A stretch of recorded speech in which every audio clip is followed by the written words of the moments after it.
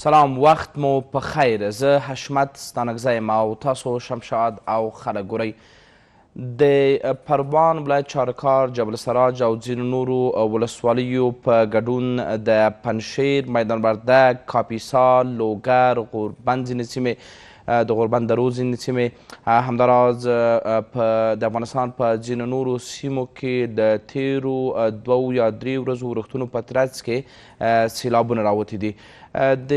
طبیعي پیښو لپاره چمتووالي وزارت وایي چې تر اوسه په دغه پیښو کې څه باندې 100 تنو خپل ژوند له لاسه ورکړی چې ښځې او ماشومان هم پکې شامل دي. لسګونه موټرې له منځه تللي دي او خلکو ته په میلیونونو روپیو تاوان رسېدلی.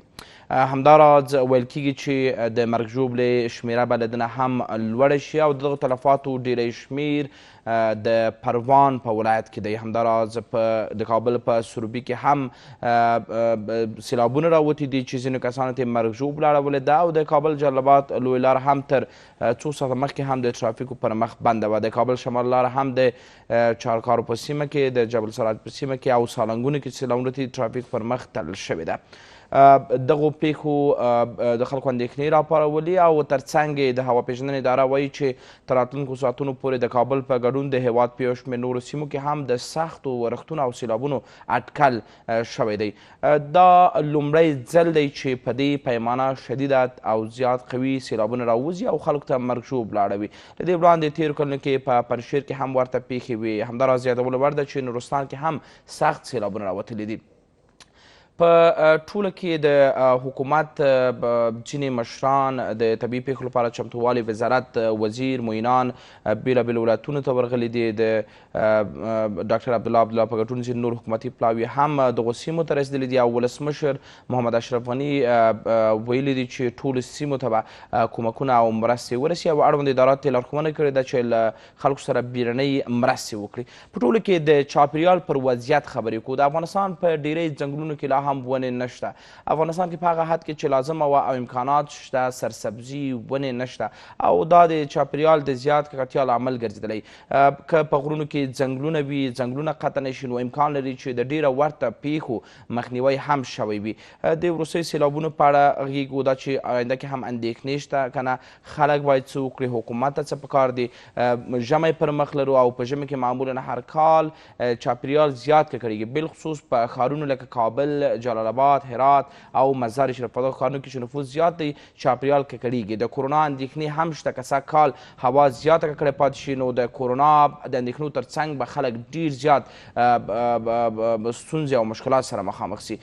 د چاپیریال ساتنې ملي ادارې تخنیکي مرستیال ښاغلی انجینر عزت الله صدیقي مې راغوښتي دې خپرونه کې. ستاسو قدرمنو هېوادوالو اړیکې، نظرونه، اندونه هم په دې خپرونه کې رااخلمه. دوی سره خبرې کوو. معین صاحب مننه چې فرصت مو راکړ. شکر، مننه ستانکزی صاحب. زه هم خپل سلامونه نیک هیلې تاسو ته، ستاسو تخنیکي همکارانو ته او د شمشاد تلویزیون ټولو درنو لیدونکو او اوریدونکو ته وړاندې کوم. مننه. معین صاحب، ګر چې طبیعي پیښې ډېری وخت د وړاندوینې وړ نه وي چې وړاندوینه پرې وشي، یو ځل رامنځته کېږي، خو تجربو ته په کتو سره په تېرو کلونو کې هم په پروان په ځینو ولسوالیو کې، پنجشیر کې، په نورستان کې، په دغه د ماهیپر په لویه لار سروبي کې دغلته سیلابونه راوتي. د افغانستان په ځینو نورو سیمو کې لکه میدان وردګ او نورو ولایتونو کې دغه تجربات ته په کتو سره آیا حداقل داسې نسبي لارې شته چې وکولی سو حداقل هغه ګواښونه یو څه راکم شي او د سیلابونو مخنیوی وشي؟ مننه. زه بیا هم خپل سلامونه وړاندې کوم. دا د تیرو 2-3 ورځو سیلابونو ته په کتو سره تاسو وګورئ، نور کله به که متخصصین د اقلیمي بدلون او د چاپیریال څخه غږېدل، هغو ته به ویل کېدل چې دا شوني نه ده او دا هوا بدلون نه مومي او تغییر اقلیم نشته. اما اوس په دغه 3 کلونو کې موږ په ډېر وضاحت سره وینو. تاسې په 2013 کال کې 2 کاله مخکې تاسې په بادغیس او غور دې ځایو کې وچکالي ولیدله. عیني زمان کې بیرته تاسې داسې سیلابونه ولیدل چې اوبه یې نه ځایېدلې په همغو ولایتونو کې. او تیر کال هم موږ تاسې د پنجشیر په ولایت کې د پیشغور د بند شاهدان یو چې هغه یو طبیعي بند و، اما همدغه د اقلیمي بدلون د اغیزو د امله هغه هم ونړېدو، سقوط یې وکړو. اوس موږ تاسې دغه 2 ورځې مخکې وینو چې په پروان، کاپیسا، پنجشیر په دې ولایتونو کې نورستان و غوربند، میدان وردګو کې اوس سیلابونه راغلي. دا هم هغه د اقلیم د بدلون څیرې دي چې موږ ته یې راښیي، هغه اغیزې دي چې موږ ته یې راښیي. او تر کوم ځایه پورې چې موږ نړیوال ریپورټونه لرو او همدارنګه په افغانستان کې هغه ارقام او ډیټا چې موږ لرو د هغو سره په وړاندوینې چې کړي دي، دا وضعیت شاید کال په کال نور هم زیات شي. حتی هم د اوړي په موسم کې او هم د ژمي په موسم کې، هم په مني کې هم په پسرلي کې د ورښت په اندازه کې، په وخت کې، په تکرار کې، په دې ټولو کې تغییرات او بدلونونه راځي. د دې دپاره چې آیا موږ کولی شو چې مخنیوی وکړو، د دې دپاره دوه درې طریقې شته. یو خو دا ده چې د سیلاب دپاره، اوس د زلزلې دپاره هیڅ رقم وړاندوینه نه کیږي، اما د سیلاب دپاره نسبي سیستمونه شته دي چې هغه موږ ته حداقل یوه دقیقه مخکې احوال راکړي، چې هغو ته موږ ارلی وارنینګ سیستم ویي. یعنې دا سیستمونه دي چې که هغه کولی چې هم د محلي خلکو څخه استفاده وشي، ځینې وخت شپانه چې په غرونو کې دي د هغو څخه استفاده وشي، ځینې وخت هم هغه خلک چې مالونه پیایي په غرونو کې د دی نه استفاده وشي، ځینې وخت هم خلک چې په کلیو کې اوسیږي نورو خلکو ته ښکته کلیو ته معلومات ورکړي. دا هغه عنعنوي طریقې دي چې د دې دپاره هم باید سیستم جوړ شي. عصري طریقې د دې ارلی وارنینګ سیستم یا د مخکې یا وړاندې نه د اخطار او د هشدار سیستم، د دې دپاره ټکنالوژي هم اوس شته ده چې موږ ته کله په دریاب کې اوبه زیاتیږي، موږ ته الارم راکوي، زنګ وهل کیږي یو ځای ته، سټیشن د اوبو ته د دریاب په غاړه باندې یا په دره کې چې اوبه راځي. دا سیستمونه هم شته، خو متاسفانه لکه افغانستان، لکه په ټولو برخو کې چې ستونزه لري، موږ د طبیعي پیښو په وړاندې د مبارزې سره هم ستونزې لرو، چې متاسفانه دا سیستمونه لکه څنګه چې حجابوي نه لرو، تر اوسه پورې نه دي نصب شوي. درېیمه طریقه دا ده چې موږ د خلکو د مرګ ژوبلې سطحه راټیټه کړو. هغه کله چې سیلاب یا حادثه کیږي، موږ هغه ایمرجنسي یا اضطراري حالت ته وړاندې کیږو. په هغو حالت کې سم مدیریت وکړی شي چې متاسفانه هغه هم موږ او تاسې نه لرو. شته د پیښو په وړاندې د مبارزې وزارت په هر ولایت کې ریاست لري، اما هغه لکه څرنګه چې لازمه ده هغسې امکانات، ګودامونه چې په هغو کې غذایي مواد، غیر غذایي مواد، د نجات توکي او تجهیزات هلته شتون ولري چې خلک د آوارو څخه، د خټو، د دې شیانو څخه یې راوباسي. هغه متاسفانه چې نه لرو. د دې دپاره حل لارې شته، یعنې دا په نړۍ کې د دې تجربه شوې ده، کولی شو چې موږ د هغو سیستمونو نه استفاده وکړو، خو د دې دپاره هم وخت ته اړتیا ده او هم د دې دپاره بودیجې ته، پیسو ته، مالی او ظرفیتي امکاناتو ته اړتیا ده، تر څو پورې موږ وکولی شو چې دا اړخ موږ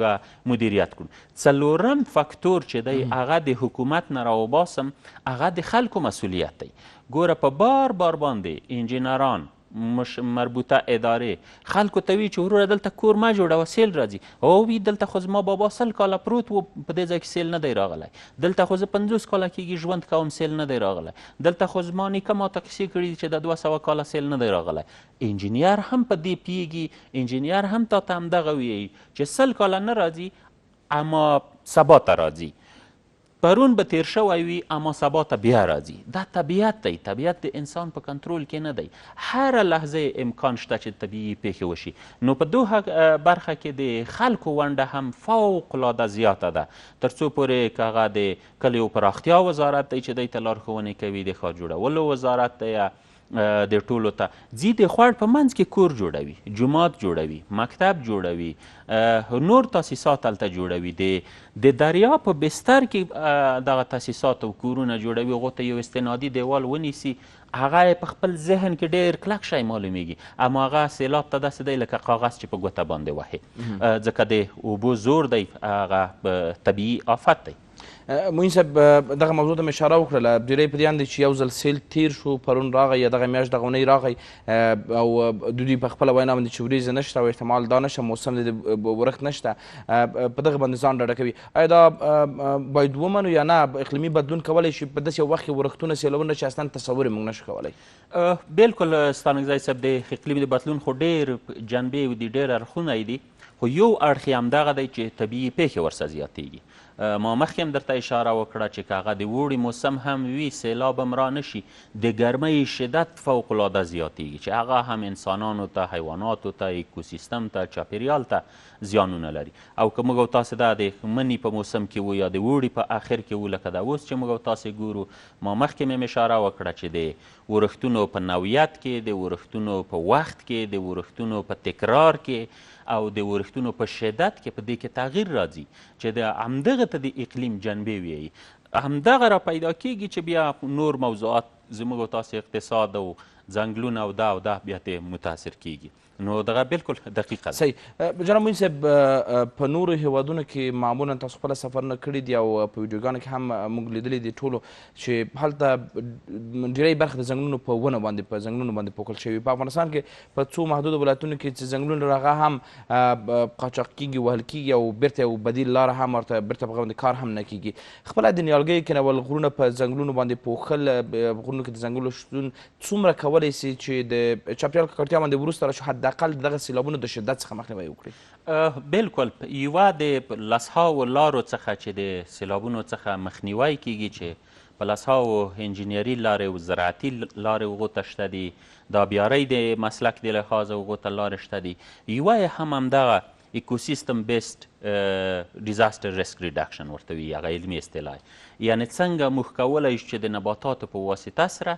د سیلابونو یا د طبیعي آفاتو اغیزې کمې کړو مخنیوی خو موږ نشو کولی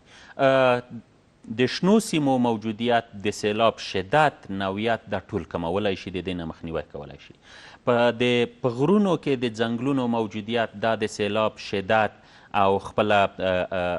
تکرر او دا شیان یې کمولی شي مخنیوی یې کولی شي په هغو شدت باندې چې اوس پروان چاریکارو ته راغلی که دا پورته د جنوب خواته د غرب خواته غر چې دی د چاریکارو د ښار که په دې کې موږ شنې ونې او دا شیان لرلی زه مطمئن یم په خوړونو کې په د دریاب او د سیند په غاړه کې زه مطمئن یم چې هغلته به بیا اغیزې دومره نه وي مخنیوی خو یې نه کیږي په هیڅ وجه بیا تکراروم اما د شدت او د تکرر څخه یې فوقالعاده دغه مخنیوی کولی شي نو زموږ تقاضا او غوښتنه وړاندیزم هغه خصوصي سکتور ته خلکو ته دهقانانو ته او همدارنګه د دولت چارواکو ته هم دا غوښتنه او وړاندیزم دی تر څو پورې هم د نیالګیو په کینولو کې او هم یې په نه قطع کولو کې د موږ سره مرسته وکړي نیالګي زراعت او ځنګلونه چې دي هغه د صنعت دپاره دي د انسان دپاره خدای جل جلاله پیدا کړي د هغو نه استفاده وکړه خو دا استفاده هم باید څنګه وي د هغو نه وچ لرګي ترې لرې کړه د وچو لرګیو نه استفاده وکړه چې هغه په ثمر رسېدلي د هغو نه استفاده وکړه خو نور باید بیرته احیا شي چې دا هم یوه طویل المدت او پیسو ته اړتیا لرونکې برخه ده د زراعت او د طبیعي پیښو په وړاندې د مبارزې وزارت ته همدارنګه ستانکزی صاحب د افغانستان زه چې کله د پیښو په وړاندې د مبارزې وزارت کې مې دنده لرله په 2013 کال کې هلته نړیوال بانک د همدې وزارت سره یوه ارزونه یې د ټول افغانستان کړې وه چې په هغو کې دا ساحې ښودلې وې چې په یوه ولسوالۍ کې څومره مکتبونه دي څومره سرکونه دي څومره پلونه دي څومره زراعتي ځمکې دي او دغه تاسیسات او ودانۍ زموږ کوم نوع طبیعي آفاتو ته مواجه دي دا په نقشه کې راغلې وې خو اوس د دې نه وروسته دې ته په کار دا ده چې موږ اوس د میټیګیشن میجرز یا هغه د مخنیوي تدابیر باید ورته ونیسو که هغه استنادي دیوالونه دي که هغه د پلونه دي که هغه آبریزې چې ورته وي واټرشید منیجمنت دی دغه سیستم ورته جوړ شي همدارنګه د وړو بندونو جوړول دي د غرو په لمنو کې په درو کې تر څو پورې موږ وکولی شو چې د شدت څخه مخنیوی وکړو بله یو اړیکه راخلو بیرته ګرځو بحث سلام وخت مو په خیر السلام علیکم. علیکم السلام ورور څوک له کوم ځای نه مهرباني حامد خبرې کوم کابل نه ورو. حمید خان مهرباني څه خبرې د خیرتي ده؟ سلامت اوسئ، تاسو سلام او ستاسو مېلمه ته سلام. دا خو موضوع چې د طبي آفتونو په ټوله نړۍ کې په بعضو مشخصو حالاتو کې راوځي او دا د طبیعت سره تړلې موضوع ده. اما زما سوال ستاسو له مېلمه څخه مشخص دا دی چې زموږ په هېواد کې هر هغه چې منطقي متاسفانه تر ډېره حده چې موږ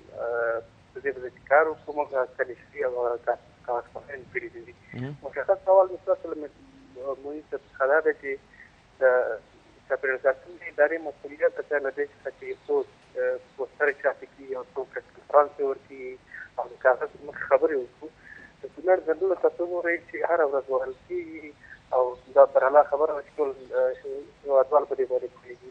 چاپېریال ساتنې ادارې په دې باره کې کوم مشخص اقدامات کړي دي او تاسو کوم طرزالعمل کوم وظایفو کوم چې لري چې یوازې د پوسټر یوازې د کارپرات خپل وظایف مخ ته وړي که نه خپل نور عملي چارې هم لري. صحیح. بله معین صاحب دغه اندېښنې چې تر یو حده پورې ستاسو مسؤلیت دی د کونړ ځنګلونه په دې سربیره چې بار بار په تېرو حکومتونو کې هم پرې باور خبرې وشولې د لرګیو قاچاق موضوع مطرح د وهلو حتی په بادغیس کې د افغانستان په ځینو نورو سیمو کې چې ځنګلونه شتون لري دغه اندېښنې مو شریک کړي دي د افغان حکومت سره اړوند ادارو سره د کرهنې وزارت سره ځنګلونو ریاست سره چې دا کولی شي په تدریجي ډول باندې چاپریال نور هم ککړتیا مخ ته بوځي؟ بالکل زه د دې ورور سره موافق یم چې د دې دپاره ډېر جدي اقداماتو ته اړتیا ده تر څو پورې موږ دا خپلې طبیعي شتمنۍ چې مو اقتصاد پې پورې تړلی او هم مو ژوند پې پورې تړلی دی. په دې هکله بلې د چاپېریال ساتنې ملي ادارې بار بار دا موضوع د کرنې وزارت سره د نورو اړونده وزارتونو سره مطرح کړي خو دلته مسؤلیتونه هغه خپل حدود او سرحدات لري. د ځنګلونو د قانون په اساس سره عملی پروژې او عملی کارونه د احیا او باسازۍ د ځنګلونو ده د کرنې اوبو لګولو او مالدارۍ د وزارت دنده ده. خو تر کوم ځایه چې چاپېریال ساتنې ملي ادارې مربوط کیږي تاسې په دې نږدې وختو کې ولیدل په دغه تیرو یوه نیمه میاشت اوس به 2 میاشتې کیږي چې موږ د نورستان ځنګلونه من حیث د ملي پارک اعلان کړل. د دې یو هدف همدغه دی چې د دې کارونو څخه مخنیوی وشي. هلته به صنعتي فعالیت نه کیږي، هلته به ښارونه نه جوړیږي، هلته به خلک پکې ځنګلونه نه قطع کوي، وحشي ژوي به هلته نه پکې ښکار کیږي. یو هدف یې د چاپېریال د قانون په اساس همدا دی. دا تېره شپه هم د کونړ والي صاحب راغلی و، زموږ د مشر رئیس صاحب د چاپېریال ساتنې ملي ادارې سره یې وکتل. هغوی ته مو هم وعده ورکړې په ډېر نږدې وختو کې به د کونړ ځنګلونه هم په ملي پارک باندې یا په ساتل شوې ساحه باندې بدلیږي. همدارنګه پکتیا او خوست ولایت کې مو هم برنامې پیل کړي تر څو پورې هغه ملي پارک یا هم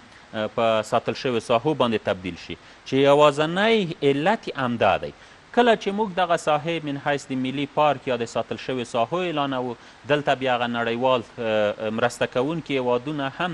موږ ته د بودیجې امکانات ډېروي چې زموږ مسؤلیت همدا دی. اما تر کوم ځای چې په هغو دولتي چوکاټ کې مربوط دی هغو دپاره باید موږ د حکومت څخه د مالیې د وزارت باید دې ته پاملرنه وکړي. من حیث د یوې شتمنۍ باید دې ته پاملرنه وکړي. من حیث د دې نه چې زما نه د کرنې وزارت ولې د بودیجه غواړي. زه دا ورکم د دې ګټه څه ده. د دې ګټه ټولو ته معلومه ده چې دا اقتصادي ګټه لري، ټولنیزه ګټه لري، د چاپېریال ګټه لري، همدارنګه صحت د خلکو روغتیا په دې پورې د خلکو ژوند پې پورې تړلی لکه دا اوس چې موږ او تاسې په پروان او په د نورو ولایتونو کې وینو. نو زموږ هغه لازم اقدامات چې دي تر کوم ځای پورې چې زموږ غږ رسیږي، زموږ ته قوانین هم اجازه راکوي، پارلمان ته مو هم دا موضوع وړي، د حکومت سره هم شریکه کړي، خو دا به وخت نیسي. بله معین صاحب ژمی را روان دی. افغانستان کې په ځینو ښارونو کې کابل نفوس ورځ تر بلې زیاتیږي، فابریکې جوړیږي، شرکتونه جوړیږي، صنعتي کارونه پر مخ ځي، ټرافیک ګڼه ډیریږي او دا د دې لامل شو چې تیر کال موږ د سخت ککړتیا سره د چاپېریال مخامخ وو چې حتی په ځینو ورځو کې به هغه آمار چې تاسو مېلمه کړئ کابل ښار به نږدې تقریبا په لومړۍ درجو کې راته د نړۍ د ککړو ښارونو څخه. ژمی بیا را روان دی، حداقل سږکال به یو څه متفاوت حالت ولرو هغه څه چې که سږکال کار شوی وي حکومت ځینې تعهدات ژمنتیاوې چې لري که نه. مننه څانګزی صاحب. دا نو اوس بلې موضوع ته د چاپېریال راځو، د هوا ککړتیا. دغه تیر کال مو هم موږ او تاسې د هوا ککړتیا په ډېر جدي سطحه باندې لرله او سږ کال هم د چاپېریال ساتنې ملي اداره یعنې دا درته ویلی شم چې موږ د شاید جدي ستونزې سره مواجه وو. هغه اقدامات چې موږ تر لاس لاندې نیولي اغیزې به لري، خو زه دا درته ویلی شم چې شاید هغه لکه څنګه چې لازمه ده هغه رقم به د هوا کچه ښکته نه وي که موږ ورته خپل تدابیر جدي نه کړو. موږ تاسې ته د چاپېریال ساتنې ملي ادارې اما د تیر کال تجربو ته په کتو سره موږ هغه خپلې ستونزې او هغه خپل تشویشونه هم چې لرل هغه هم په رسمي توګه د حکومت د رهبرۍ سره جلالت مآب رئیس الجمهور سره د جمهوري ریاست د لومړي مرستیال د دفتر سره جناب صالح صاحب سره دا مو شریکې کړي ده. اوس مو هم بحث ورسره روان دی تر څو پورې د ژمي په موسم کې مخکې د دې نه چې د ژمي موسم داخل شي موږ هغه اړین تدابیر ورته ونیسو. دا اوس هم زموږ ټیمونه په ساحه کې دي چې د هوا د ککړتیا هغه مهمې منابع چې هغه ښارګوټي دي او بلند منزلونه دي د هغو سروې باندې د اوس لګیا دي چې کوم یې فلتر لري کوم یې نه لري، کوم د ازغال سنگ څخه استفاده کوي، کوم د لرګیو د برق څخه استفاده کوي. دا سروې زموږ روانه ده، خو دا سروې به نوره هم جدي کیږي. موږ چې دا لومړی پړاو د دې تکمیلیږي وروسته د هغو نه ورته هدایت هم ورکړی تر څو پورې ټول تاسیسات فلتر نصب کړي، تر څو پورې د دې سره د هوا د ککړتیا کچه نسبتا ښکته شي. خو په دې باندې هم اکتفا نه کوو، نه کولی شو او نه هم خلکو ته وعده ورکولی چې د دې سره به د هوا ککړتیا د منځه لاړه شي. دوهمه کټګوري زموږ نقلیه وسایط دي چې د هغو مدیریت د کابل په ښار کې د ترانسپورت وزارت د خانه د ترافیکو د خانه ونه شي، بیا به هم د ژمي په موسم کې موږ دا ستونزې لرو. درېیمه کټګوري کې زموږ صنعتي فعالیتونه دي، فابریکې دي چې د 1000 او 1500 په شاوخوا کې فابریکې دي د کابل په ښار کې په صنعتي پارکو کې او په پراګنده توګه باندې. د ټولو ته مو هدایت ورکړی، ورته هشدار هم ورکړی، ورته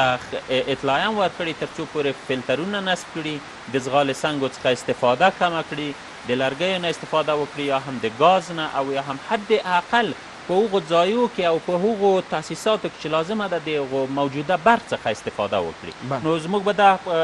موضوع هم په جدي توګه باندې روانه ده او زموږ تر کار لاندې ده. خو په دې کې موږ بیا هم د ټولو هیوادوالو او د ټولو سکتورونو همکاري غواړو. که هغه زموږ سره ونه شي نو دا زما مصاحبه به صرف د خبرو په حد کې پاتې وي. بیرته راګرځو درنو لیدونکو، ځو لنډې دمې ته.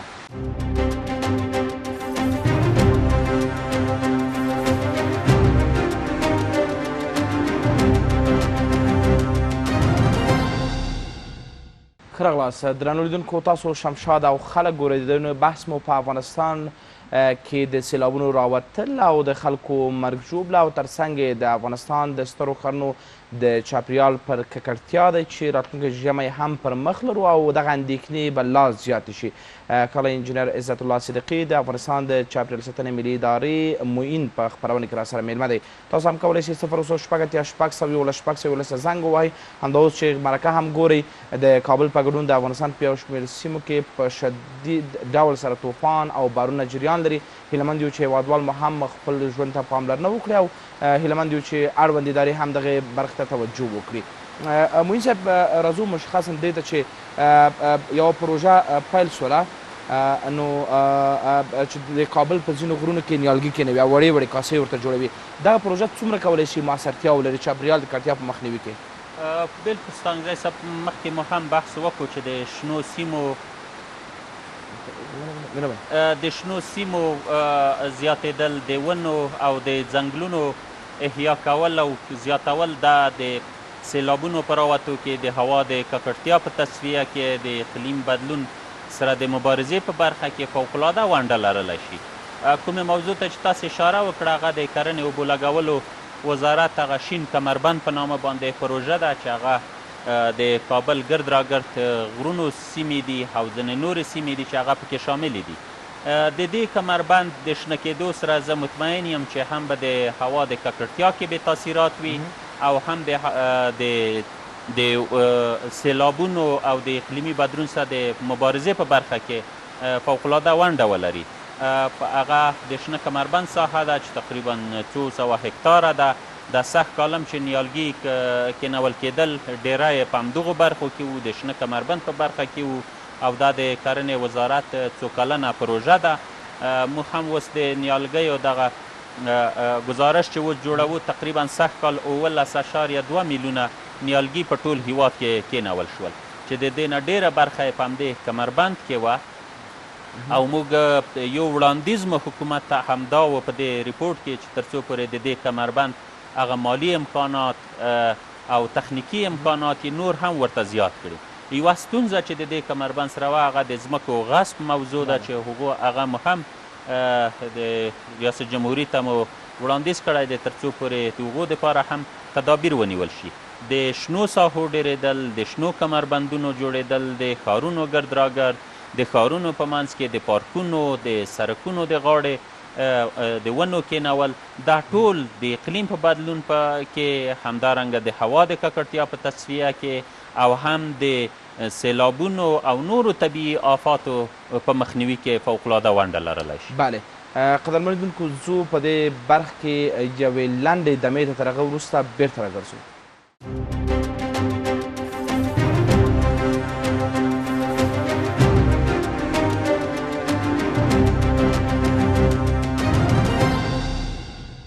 ښه راغلاست شمشاد او خلک ګورئ په افغانستان کې په وروستیو سیلابونو او په راتلونکي ژمي یا راتلونکي موسمونو کې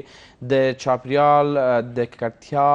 په برخه کې د مخنیوي لپاره هغه ګامونه چې باید اوچت سي پرې خبرې کوو ښاغلی انجینر عزت الله صدیقي د چاپیریال ساتنې د ادارې معین سره په سټډیو کې میلمه دی. معین صاحب په ټوله کې تیر کال موږ ولیدل چې هوا بېحده خرابه وه په دې سربیره چې ستاسو ښاروالۍ او نورو ادرسونو څخه د هغو هټیو پر وړاندې عملیاتو شوله چې دوی ورغلله چې هغوی غیر بېکیفیته سون توکو نه استفاده کوي حمامونه دوکانونه نانوایانې او تر څنګ حتی تر دې اندازې پورې چې ټرافیک مدیریت هڅه وکړه تر څو پر هغه موټرې ودروي چې هغه خرابې د سرانسري او هوا ککړه وي. همدغو هڅو سره سره بیا مو ولیدل چې یو ککړ کابل او جلال آباد یا نور ښارونه مو درلودله. سږ کال د کورونا اندېښنې هم شته او داسې ګواښونه شته چې امکان لري د ژمي په موسم کې دغه ویروس بیا یو ځل یو بله څپه یا موج راسي. کم زمانه دې موج سره هوا هم ککړه واوسي څومره به ګواښونکې واوسي او تاسو په خپل حد د مسؤلیت کې څه پلان پالیسي جوړه کړې دې لپاره او وړاندیزونه مو اړوند ادارو ته څه دي؟ مننه ستانکزی صاحب. بالکل د کله چې د حمل په نهمه باندې قرنطین شو او مخکې د هغو نه څو ورځې یا څو اونۍ د کرونا ویروس پراخېدو په افغانستان کې را پیدا شو او بیا قرنطین شو ادارې رخصت شوې د همغو وخت نه د چاپیریال ساتنې ملي ادارې د کرونا اړیکه رابطه د چاپیریال په مشخصه توګه د هوا د ککړتیا سره دام تر څېړنه لاندې وه. په همدې اساس باندې موږ د کرونا د هوا د ککړتیا د مخنیوي او د کرونا د اغیزو د کمولو تر عنوان لاندې موږ یوه طرح هم جوړه کړله هغه هم جمهوري ریاست ته وړاندې کړله د 2 اونۍ مخکې 3 اونۍ مخکې د اوبو ځمکو او د ښاري پراختیا په شورا کې جلالتمآب رئیس جمهور په وړاندې هلته مطرح شوله چې په هغو کې 19 موارد وو. زه کولی شم دلته یې تاسو ته د هغو مواردو یادونه وکړم چې په هغو کې مهم زه درته یادوم. کنترول د کیفیت جدي د مواد نفتي توکو دی په ښار کې او په بنادرو کې تعویض د سیستم د سوند توکو دی دغه د بلند منزلونو او شهرکونو د نورو اصنافو د فابریکو او دغو د سیستم بدلول د اشغال سنگ څخه اوبلن گاز یا گاز مایع ته همدارنګه ذخیره او تدارک د کافی گازو د کابل په ولایت کې او د کابل په ښار کې په مشخصه توګه باندې همدارنګه د نقلیه وسایطو د چک او د کنټرول دا اوس چې کوم چک او کنټرول ترافیک یې کوي دا د نهایت مجبوریت نه موږ کوو. دغه منظم سیستم موږ نه ورته لرو. د دې دپاره باید منظم سیستم ایجاد شي. څومره وخت بعد موږ یو موټر درولی شو، څه ورته ویلی شو، کوم شیان پې باندې اصلاح کړو، څه رقم ورته ټیکټ ورکړو، څه رقم یې بیا بل ځل ته جریمه کړو چې دغه میکانیزم د چاپیریال ساتنې ملي ادارې وړاندې کړو. مسؤلیت یې اوس د کابل ښاروالۍ ته ورکړل شوی تر څو پورې دا مراکز ایجاد کړي. همدارنګه د ښاري ترانسپورت تنظیم دی چې ازدحام ښکته نشي. موږ به بیا هم د کابل په ښار کې فوقالعاده د هوا ککړتیا به لرو. که ورښتونه ونه شول لکه تیر کال غونته د ژمي په موسم کې موږ به د دې ستونزې سره مواجه وو او خدای ناخواسته چې دا هغه مهم ټکي وو خو نور موارد هم وو د سرکونو قیر کول وو د خښتو بټۍ او دا شیان وو او همدارنګه د هوا د کیفیت د نظارت د سیستم جوړول وو چې هغه مې څو ځلې دلته بحث پرې کړی خدای ناخواسته که موږ سږ کال د ژمي په موسم کې د هوا د ککړتیا او د کرونا د ویروس سره همزمانه مواجه شو بیا به نه حکومت د دې مخنیوی وکړی شي نه به خصوصي سکتور وکړی شي او نه به هم عامه خلک وکړی شي نه به ښاریان وکړی شي نو موږ دې ته فوق العاده موږ دې ته اندېښمن یو د چاپېریال ساتنې ملي ادارې خپله اندېښنه د پارلمان سره هم شریکه کړې د اړوندو ادارو سره هم شریکه کړې د جمهوري ریاست سره هم شریکه کړې د خصوصي سکتور سره مو شریکه کړې بیا هم ورسره جلسې نیسو غونډې نیسو دا اوس هم پې باندې لګیا یو خو زموږ اندېښنه شته ده د ژمي د موسم دپاره بله یو اړیکه راخلو سلام وخت مو په خیر څوک له کوم ځای نه وروره خیر صاحب په خیر یاستئ احمد یم د کابل مهرباني ورور 12مې ناحیې څخه مې اړیکه نیولې ده مهرباني ورور پوښتنه مو مننه وروره سلامونه معین صاحب ته مې ویم د چاپېریال ادارې په دې 12مه ناحیه کې زه یو پوښتنه د معین صاحب نه دا لرم چې په 12مه ناحیه کې سهار چې دا موږ خپله موږ د دولت یو مامور د سهار چې ځو امامونه دا سیستم وګورئ پرون په افغانستان کې په ځینې ولایتو کې سیلاب راغلی چې حتی په سړکونو کې وګورئ حتی کثافاتو ته یو شی وګورئ سهار زه دغه وایم هغه برنامې ته چې هر څوک راغلی که وزیر صاحب راغلی دی خپل لستونه یې راوړي دي ویلي دي موږ دا کار کړی دا کار کړی اما په عمل کې دا کار هېڅ نه دی شوی زه دا په دې چې معین صاحب موږ نه خفه نه شي چې یعنې موږ اعتراض کوو یا څه کوو خو مشکلات ډېر دي دلته معین صاحب مخکې لس راویستو چې موږ دا کلی دي دا کلی دي دا کلی وخت چې بودیجه نشته وخت چې بودیجه نه لرئ نو خو خامخا دا یا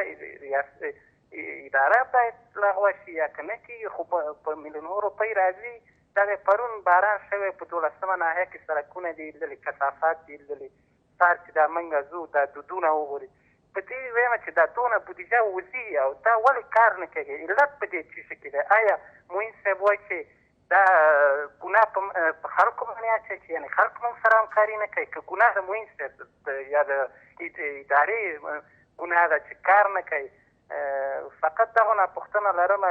پوښتنه مې دا ده لاندې کومه چې د نورو معین صاحب نه مې دا پوښتنه ده چې آیا دا ګناه پیسې راغلي پیسې وباسئ یعنې خدمت نه کېږي آیا ګناه په خلکو باندې اچوئ که په ځان یې اچوئ او بل دغه وایم چې دا لیستونه چې راوړي او ویې وایي چې موږ دا کړي دي دا کړي دا فقط وړاندیزونه د ورور دوی اجرایوي صلاحیت لري خیر معین صاحب نور جزئیات درکړي په ټوله کې مخکې ویلې دا فقط هغه طرحې دي هغه څه دي چې اړوند ادارو حکومت سره شریک شوي دي دوی خپل اندېښنې وړاندې کړي دي معین صاحب اجرایوي صلاحیت نه درلودل ترڅنګ د یو مشخص یا د کافي بودیجې نشتون د کافي پرسونل نشتون چې حداقل تاسو د خپل پرسونل دومره بسنه ونه کړي چې کابل کې په مشخص ځایونو کې توظیف کړئ دا څومره ستاسو کارونو پر وړاندې خنډ دی او بالاخره نشي کولی کارونه په سمه توګه ترسره کړئ مننه څخه اول د خپل ورور څخه د زړه د کومې مننه کوم حق لرئ تاسې چې انتقاد وکئ وړاندیز وکئ موږ دولتي چارواکي چې هر څوک وي تاسې حق باندې لرئ اما ځینې وخت واقعیتونو ته هم باید موږ وګورو ستانکزي صاحب ورته اشاره وکړه تاسې چاپېریال قانون وګورئ چې په هغو کې زموږ مکلفیتونه او وظیفې معلومې دي دا لیست چې ما وړاندې کړو دا داسې لیست نه دی چې دا زما پروژې وي او موږ پلي کړي وي موږ د پروژو او د عملي او اجرایوي کارونو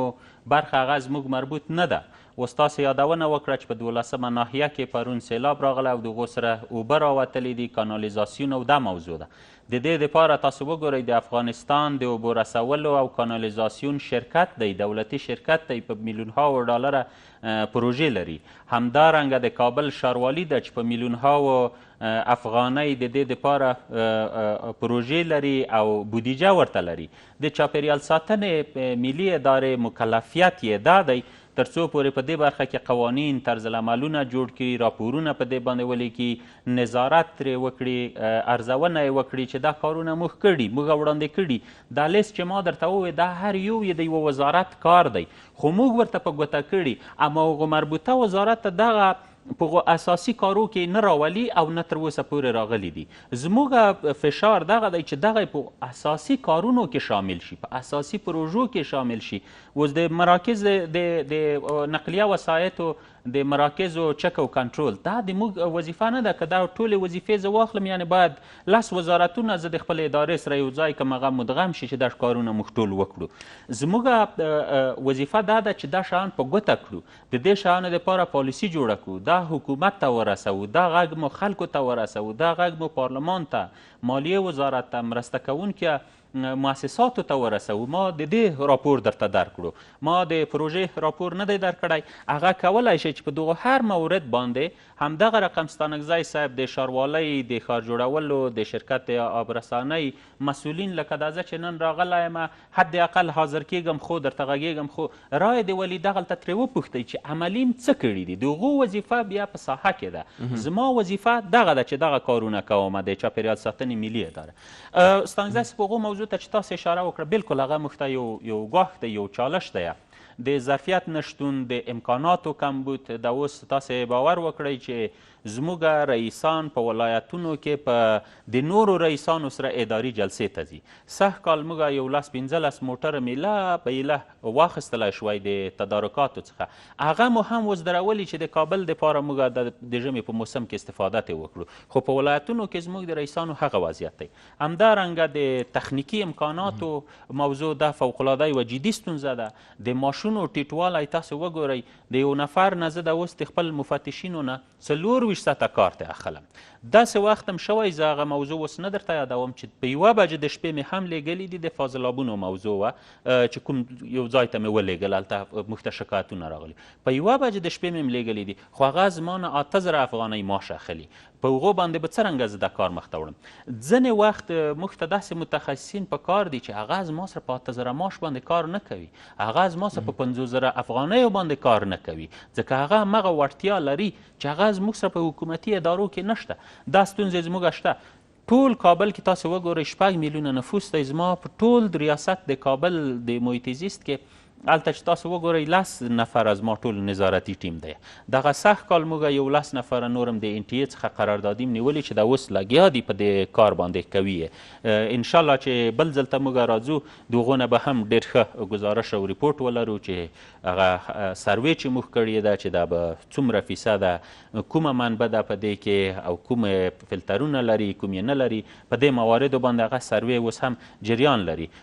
نو بالکل د اجرایوي صلاحیت نه درلودل او همدارنګه د بودیجې او د تخنیکي امکاناتو کمبود او د ظرفیت ټیټوالی دا موږ ته فوقالعاده ګواښونه دي. ډېره زیات مننه معین صاحب چې راغلئ خپرونې ته مو کور ودان. مننه ستاسو څخه. مننه.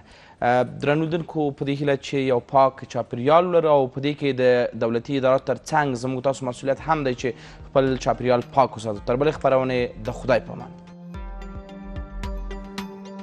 له لیدلو مو مننه.